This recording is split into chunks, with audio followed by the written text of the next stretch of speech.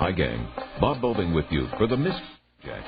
In Alp Silver's Clean Sweep, Bonnie Marsden, the newest cleaning lady in Membertou County, Nova Scotia, finds that she gets to know a lot about things that are going on which don't make it into the news.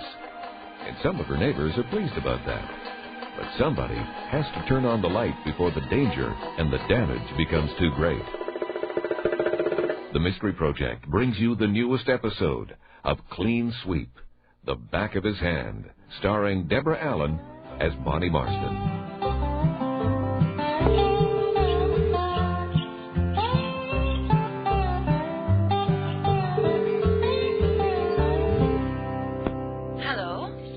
Judy, it's Bonnie Marsden. Oh, hi, Bonnie. You remember when I ran into you at the yard sale and said my house cleaning business was getting so booked up I might have to hire on a helper? I sure do. Are you still interested? You bet I am. Well, it'll only be 1 or 2 days a week. Some weeks not even that. Oh, that's more days than I'm getting now. Some days you'll be working with me, some days on your own. The first day would be next Tuesday at the Wentworths on the Bay Road. I could swing by and pick you up. Oh, you might not have to come out of your way. Fred usually goes up to the landfill and passes by the Wentworths. I'll ask him when he gets home. Oh, there's somebody at the door. That's funny. What? Hey, look, I'll call you back around supper time, okay? And Bonnie, thanks. Bonnie, you got company? No. Melissa come home early from school? Not that I know of. Why? In that case, I'll just shuck these clothes right here and hit for the shower. As long as you're going to take your clothes off. You're not, unless you want to get yourself covered with plaster dust and old mouse turds. That renovator's no fool. Hire some local yokel to rip out the ceilings, and then he goes in to do the pretty work. But it means we got a truck full of old laths and joisters for kindling. And 5 days' wages. 5.5. Out of my way, woman, it's cold by that door. Barco's instead of Wanda. Yeah? Judy's not the brightest penny in the till, but she's a hard worker. Said she'd be glad to take the job. You think? How's that? I had to stop by the fire hall on the way home. Passed by Fred Barkhouse's truck pulled over by that new Mountie. Big young fella, Johnson or something. Fred was in the back of the Mountie car, and the constable was searching through the truck cab. Could have just been a safety check. Could have started that way. A couple of the boys at the fire hall were monitoring the police radio. Possible 1046 Lima. That's illegal possession of liquor. Fred was never much of a drinker, so when he does go on a toot... Oh, no. Worse than that. Fred can't afford store-bought liquor anymore, so if there was a jar in the truck, it was something made back in the woods. Oh, that's better. Feel like I can breathe again. Anyway, so I was looking to see if they were still there on the way home. Well, what does that mean for Fred if he had moonshine in the truck? Well, Reed figured maybe a hefty fine, which Fred can't afford to pay. Old Cyril said more than likely they'd take away Fred's license, which would be worse. Ever since the mill shop worked, Fred's God is plowing people. Be able to live on what I'm going to pay Judy? Better than nothing. You see my blue sweater? Oh, I put it in one of my... for hiding a present in yours. Then, when I was heading home, Fred's truck was still there, but the cruiser was gone. And down in the ditch. Mounties will do that sometimes when you're right around the limit. Tell you to wait for half an hour before starting her up again. How would you know that? Oh, I heard it somewhere. Can you be home for Melissa? Run into town and get some forms. What kind of forms? Employer, employee, tax deductions, all that sort of thing. By the time I go through keeping track of her hours and adding it all up every month, hiring a part-time employee is probably going to lower my hourly wage. Oh, then don't. Don't hire her on? Either that or don't report it. The government isn't going to know. Marcos puts in a few hours vacuuming carpets here and there. She won't be expecting all that tax stuff anyway. Fred sure doesn't deal with receipts. Somebody has to pay taxes, so we'll have roads to drive on and Medicare and CPP. Well, there isn't going to... We have to pay our fair share. Fair? What's fair about us living on craft dinner so a bunch of creeps in sharp suits can ride around in limousines? They sold us the Geesley GST to pay down the national debt. You notice the debt getting any smaller? But we're still paying. They used it for their own pensions and billion-dollar make-work projects to get elected. The goddamn finance minister of the country has a shipping company registered offshore so he doesn't have to pay taxes. That's legal. Well, of course it is. He makes the rules. That doesn't mean I've got a right to break them. You've got a right to survive, Bonnie. And so does Judy Barkhouse. You know I don't like it that Gilbert down the road works 6 months every year and takes the other 6 months for a UI holiday. Neither do I. But the few dollars you'd save by paying Judy cash in hand could mean Melissa gets a new winter coat. There's a difference between what's a crime and what's just against the law. How can you tell? Everybody's got to work that out for themselves. Ben, how many of the hours you put in for the renovator got reported? That's my business. I better get that kindling in the barn before it rains.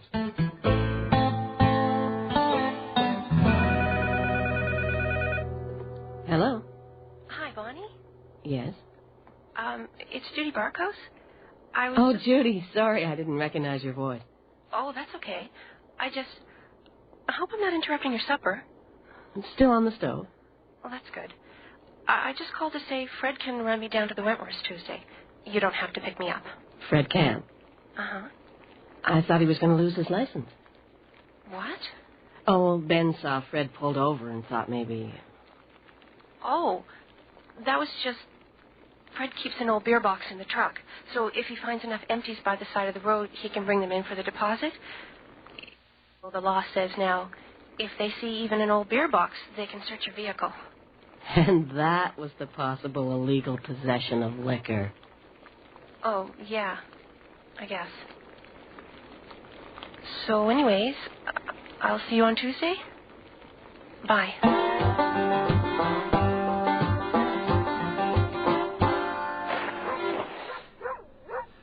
Oh, it's just your mother, Floyd. You're home early. I decided to leave the heavy stuff till tomorrow, and I'll have Judy along again. Yeah, just tuck in beside the truck. I'm just going to clear enough to get in, and I'm supposed to melt again tomorrow. Well, they say we got a poor economy because Nova Scotia's got no extra resources to export. Well, I'll tell them what we can export. Weather. Maybe Judy will be back to her old lively self again. She seems to be glummest on Fridays. I think it'd be the other way around after getting up for bingo night at the fire hall. Well, maybe she's not winning anything. Well, I'll know soon enough. The chief volunteered me to work bingo the next few weeks. Oh, don't get all mother hen about it, Bonnie. Judy Barkhouse could no more stay glum for long than Melissa. Well, do your baboon face, and she'll be laughing in a minute.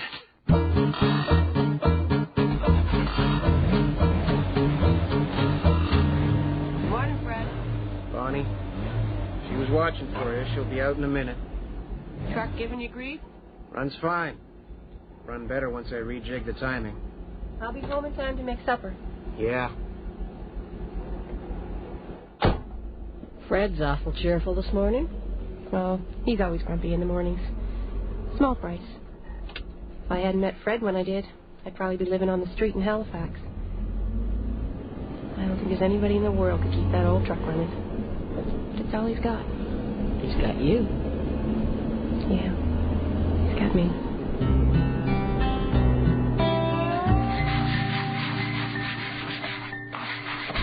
Judy? Oh, Bonnie, I'm sorry. I thought I was working fast enough, but you're back, and I haven't finished the tile, and I'm so sorry. I'm back because I finished early at the Blanchards and thought I'd come to help you so we could both finish early. It's nothing to be sorry about. No, I guess it isn't. I think you could use a little break. So could I. Louise always leaves the tea things out for me. Just pick out a couple of cups and sausage from the cabinet. Well, we can't use those. Sure we can. Just pick out one you like. My mom used to have one sort of like this one. Well, two, but the handle broke. She gave it to me, and I used it for a jewelry jar. Probably a salesman. Oh. Good afternoon, ma'am. I'm Constable Johnson. I'm sorry to trouble you, but there's been a rash of house breakings lately, and as I was passing by, I noticed that the homeowner's vehicle was gone and an unknown vehicle in the driveway. We're the house cleaners. Ah. I'm probably just being a nuisance, but would you mind if I just took down your names? Bonnie Marsden. Mm-hmm. Do you live around here? Pisiquid Village. Ah. And you, miss? Your name? Judy Barkhouse. Is that Judith or Judy? It's Judy. Judy with an I or Judy with a Y? Why? Just for information purposes. Oh, I see. Judy with a Y. Sorry to trouble you, ladies. No trouble. Have a good day now. Judy, are you all right? Sure. That's the same Mountie that pulled Fred over, isn't it? Is Fred and... Fred is... Oh, Bonnie. You think you know how bad things can get, and you can get through them? And somebody you're supposed to be able to trust starts... No. All right. Work to do. I've had a little... and I don't want any tea. Well, I'm booked up all tomorrow, but maybe my helper can take it on. I'll get back to you right away, okay? Thanks. Ben? Oh, I know. I got bingo duty. I still got a couple of minutes. I didn't think you'd forgotten. Oh. I just wanted to ask you to get Judy Barkhouse to call me right away. She'll have left home already. She always walks the fire hall. I will if I see her. Of course she will. She'd have to have 2 broken legs to miss bingo. Yeah, she's always there, but she hasn't been showing up till halfway through the night. So, right away might not be so right away. I hope it is. Be a new regular. Melissa? Yeah? Time for your bath. You don't want to go to bed with wet hair. Okay. Huh. There he goes again, just like clockwork. There, who goes? Oh, a couple of weeks ago I was taking Floyd out to his chain before heading off to bingo. But instead of running for his bone, he ran out and sat on the road. I was going to get him when this snazzy little red car come tearing over the hill too fast to stop and just barely swerved around. And when I got Floyd, I could see the brake lights down by the stop sign, waiting for a minute, even though there wasn't any traffic. I thought maybe he was thinking of coming back and apologizing, but he just sat there for a minute and then kept on going.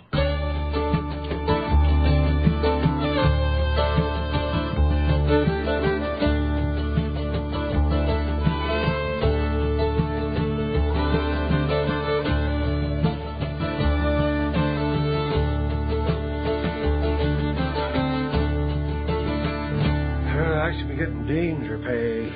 One of those old ladies near took my arm off when I tried to clear away her cards. Did Judy call you? She just brushed past me, and I was running around too much to say anything more than call Bonnie. Yeah, she called.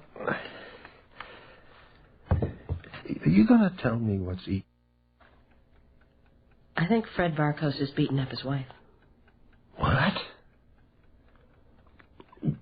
Is she marked up or something? There are plenty of places to hit somebody where it won't show in public. There. She used to be all bubbling and laughing. Now she's like a scared rabbit. Acts like she's ashamed of something. Thinks I'm going to take her head off. She doesn't do everything absolutely perfectly.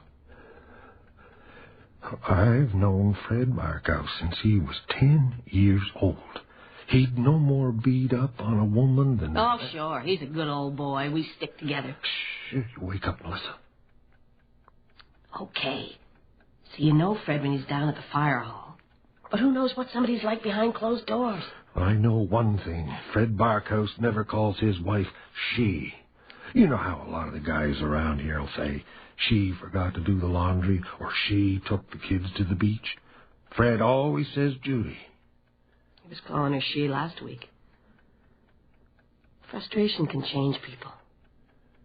Fred thought he had a good job for life, and suddenly he's scraping around begging people to let him haul their garbage to the dump. And his wife's scrubbing other people's floors for pennies. You could say every word of that about me. That's different. Why?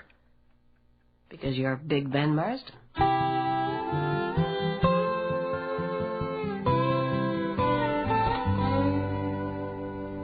Morning, Bonnie. Morning, Judy. You ready for another exciting day pushing vacuum cleaners? Sure. What happened to your cheek? Oh, I walked into a door. I was talking and walking at the same time, going out the front door, and banged right into it. Did Fred hit you? What? No. I'm clumsy. Everybody knows that. Just leave me alone, okay? I'll drop you and the stuff off and be back in a while. I've got some things I have to do. Maybe it sounds like it's none of my business, Corporal Qualchuk, but I think it's every... Mrs. Marsden, during my time as detachment commander here, I have at least learned to pay attention to your suspicions. But I still can't go barging into people's domestic lives on suspicions. But you can inform family services or somebody. No, I can't. And neither can you without a good deal more evidence. Even then... Somebody has to take this seriously. I do. I take this kind of thing very seriously. But unless Judy Barkhouse comes out and lays formal charges, or unless we get called to a domestic dispute in progress, there is absolutely nothing I can do. Yeah. Come on in. Oh, Bonnie. Something wrong on the job? No, not on the job. That's good. Like a little waker-upper? Tastes fine with Kool-Aid. It's a little early in the morning for me. Me too. What's wrong with Judy, Fred? You tell me. Foolish men that go marrying younger women don't have much to tell anybody. Did you hit her? She walked into a door. Isn't that what she told you? What the hell do you mean coming in here and...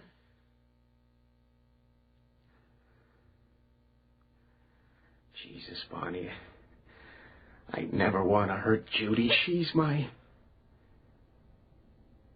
We wore out that Ian Tyson record, you know. What does she see in that old cowboy? We used to laugh and laugh. Maybe we wore out more than that. But I'd never want to. I didn't say you'd want to. Things gang up on us. I don't know. Maybe I slapped her. I don't remember. Maybe I would have hit her harder if I really wanted to know. She walked into a goddamn door. Get that. My house.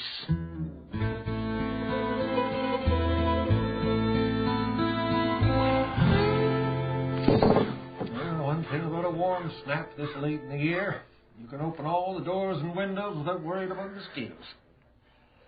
Maybe we should all of our weather.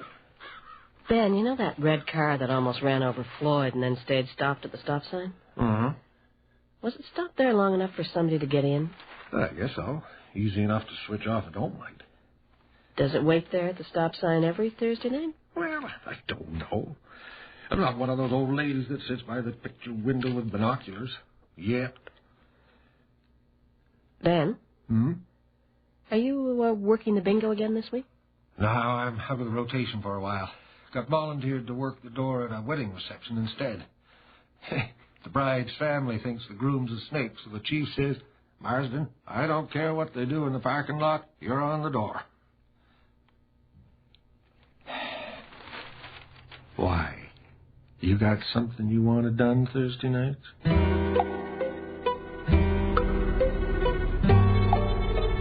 This is foolishness. This is the craziest motion you ever had. We shouldn't be doing this. It's only a 5-minute walk home. You can go back and sit in front of the TV, and I'll drive myself. There's the headlights. Well, it could be another car. Nope, he's waiting by a stop sign. Here he comes. Get down. That's him. Don't stick too close. No fear. We'll be lucky if this old rattletrap can stay within half a mile of him.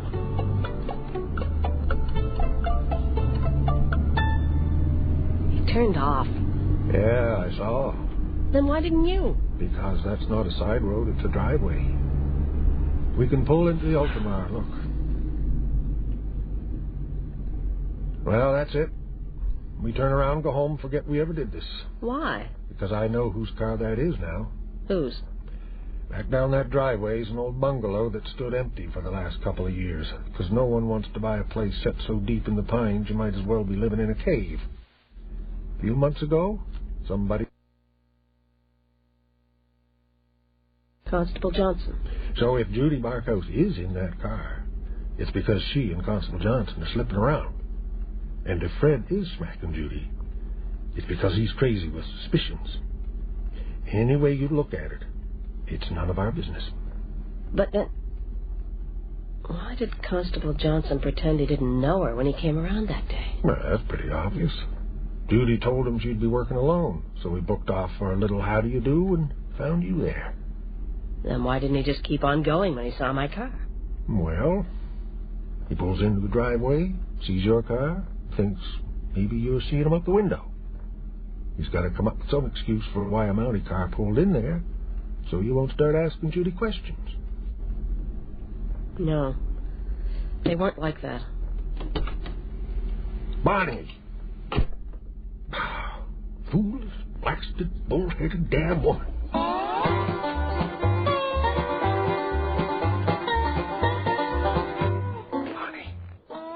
Mercy and B officers don't take kindly to peeping toms on their property. Shh! The window! Have you forgotten already, Judy, why you're supposed to do what I say?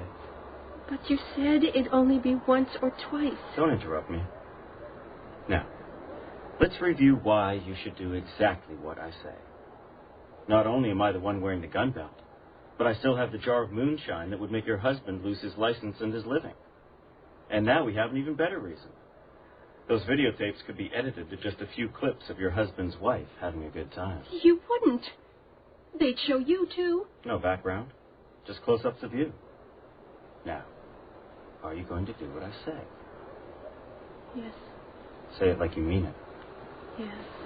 You still don't sound like you mean it. I think you've forgotten the best reason of all for doing what I say. The back of my hand. Oh! Son of a bitch! Ben, don't. Ben!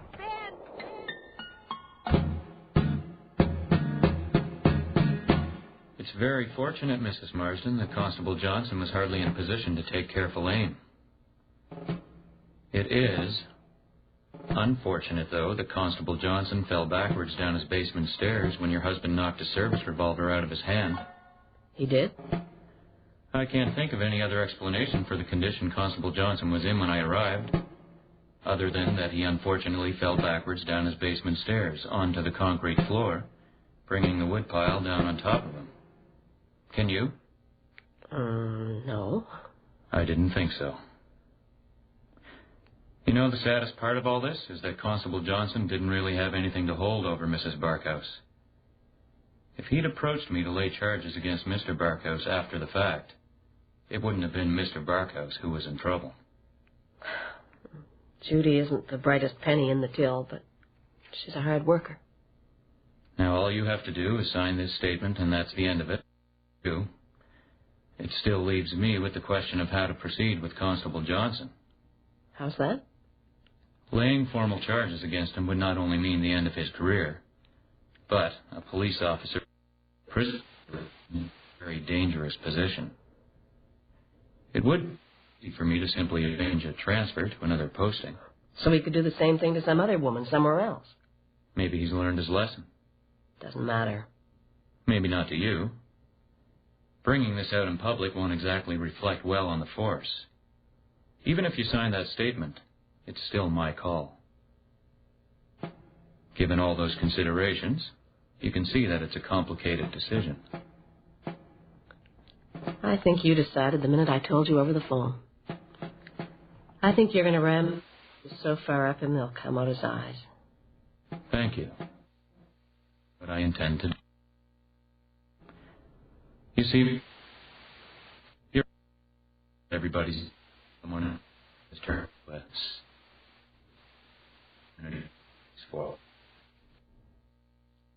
I don't think that's entirely true anymore, Pukwalchuk.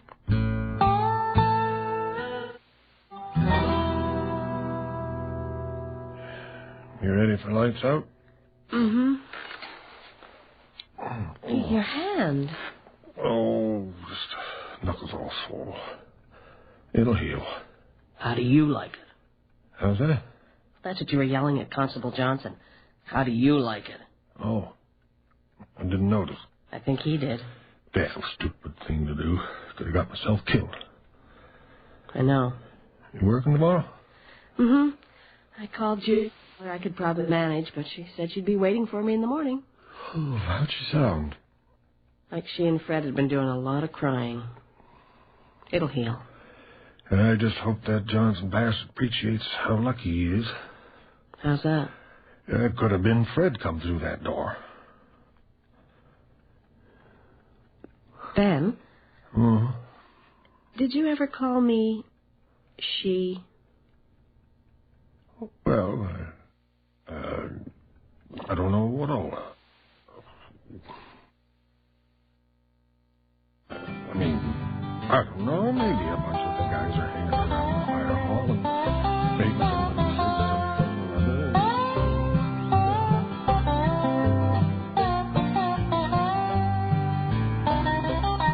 This has been Back of His Hand, the latest installment of Clean Sweep by Elf Silver. Featured in our cast today were Deborah Allen as Bonnie, Richard Donat as Ben, Mike Pellerin as Corporal Kowalchuk, Ashley Swain as Melissa, Ann Carlos as Judy Barkos, Chris Shore as Fred Barkos, and Jeff Hirschfield as Constable Johnson. The original music was composed by Scott McMillan and David McIsaac, and was performed by Gordon Stovey, Jamie Gatti, and Andre Lacroix, together with the two composers. The recording engineer was Pat Martin, with sound effects by Dermot Kenny. The associate producer was Worth, casting by John Dunsworth and Alex Duncan. Clean Sweep is produced and directed in CBC Radio's Halifax Production Center by Bill Howell, the executive producer of the Mystery Project. I'm Bob Bobin, thanking you for listening and inviting your comments.